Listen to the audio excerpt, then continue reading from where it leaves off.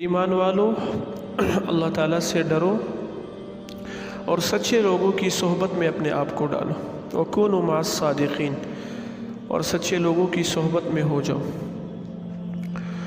تو اللہ تعالیٰ نے اس آیت میں ہمیں ایمان والوں کو مخاطب کیا ہے۔ اے ایمان والو، اے وہ لوگوں جو اللہ پر، اللہ کے نبی پر، آخرت پر، مرنے کے بعد دوبارہ اٹھنے پر، تقدیر کے فیصلوں پر، اچھے برے انسان کے ساتھ جو فیصلے ہیں ان سب پر ایمان لانے والوں، اللہ سے ڈرو۔ اور ایک آیت میں ارشاد فرمائے اللہ سے ایسے ڈرو جیسے اللہ سے ڈرنے کا حق ہے۔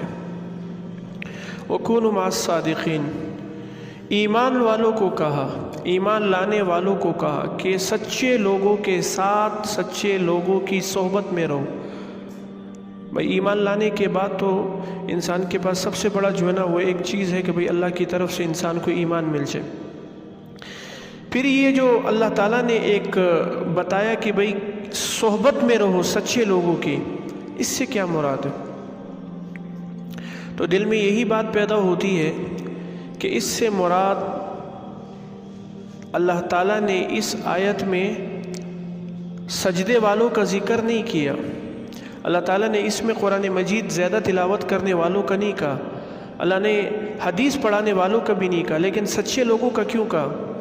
کہ بھئی جن کے معاملات سچ پر ہوتے ہیں وہ ہمیشہ ولی ہوتے ہیں اپنے وقت کے، وہ ہمیشہ اپنے وقت کے بزرگ ہوتے ہیں، وہ کتب بھی ہوتے ہیں، وہ ابدال بھی ہوتے ہیں اپنے زمانے کے۔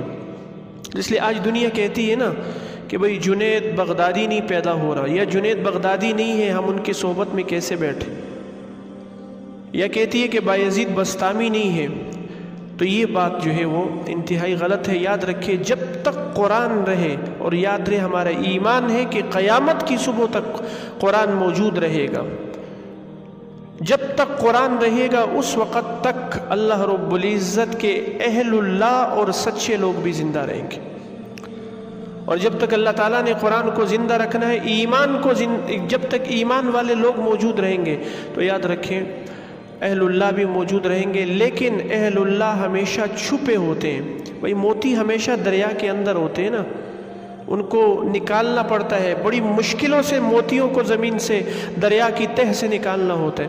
تو اس لیے جو اہل اللہ ہوتے ہیں وہ چھپے ہوتے ہیں، ان کو ڈھونڈنا ہوتا ہے، ان کے پیچھے پھرنا ہوتا ہے، اور جب وہ مل جاتے ہیں، جب اللہ کے ولی اور سچے اور صالحین لوگوں کا طبقہ مل جاتا ہے تو پھر ان کی صحبت میں انسان زندگی گزارتا ہے، ان کے ساتھ ایک نسبت لگ جاتی ہے، انسان کو ایک نسبت مل جاتی ہے اس اللہ والے کے ساتھ۔ نہیں تو سجدہ تو اپنے گھر میں بھی کر رہا ہے، تلاوت بھی کر رہا ہے، اللہ کو راضی بھی کر رہا ہے۔ تو یہ جو اللہ تعالیٰ نے ہمیں حکم دیا ہے کہ سچے لوگوں کی صحبت میں رہو، اس کا مطلب کیا ہے؟ اس کا مطلب یہ ہے کہ اہل اللہ جو ہوتے ہیں ان کا اللہ سے ربط، رابطہ عام بندوں، گناہگار بندوں سے زیادہ ہوتا ہے۔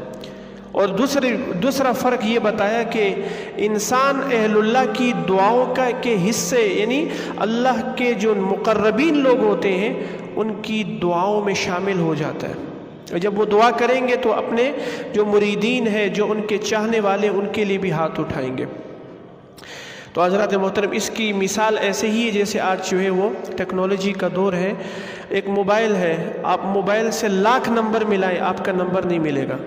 آپ سم لے لیں، سم میں لاکھ کوششیں کر لیں، آپ کا جو ہے وہ فون کسی دوسری جگہ میں نہیں جائے گا، لیکن وہی سم آپ موبائل میں ڈالتے ہیں، آپ فون میں لاتے ہیں، آپ کا جو ہے وہ رابطہ بحال ہو جاتا ہے۔ ایسے ہی اہل اللہ کہ جب تک انسان جو ہے وہ اہل اللہ کے ساتھ اپنی نسبت کو نہیں جوڑے گا اس وقت تک اس کا رابطہ اللہ کی ذات کے ساتھ صحیح طور ملے گا، لیکن وہ رابطہ جو ملنا چاہیے اور اہل اللہ کی دعاؤں میں انسان کا حصہ پڑ جاتا ہے، یہی نسبت اللہ تعالیٰ نے ہمیں قرآن مجید میں ارشاد فرمائی۔ اور یاد رکھیں یہی نسبت اللہ کے نبی کے صحابہ کو اللہ کے نبی کے ساتھ تھی، یہی محبت کی نسبت، یہی اطاعت کی نسبت، اور یہی نسبت جو آج کل ہم ڈھونڈ رہے ہیں، جس کے پیچھے چراغ لے کر آج ہم پھر رہے ہیں، یہی نسبت اللہ کے نبی کے صحابہ کو اللہ کے نبی کے ساتھ تھی۔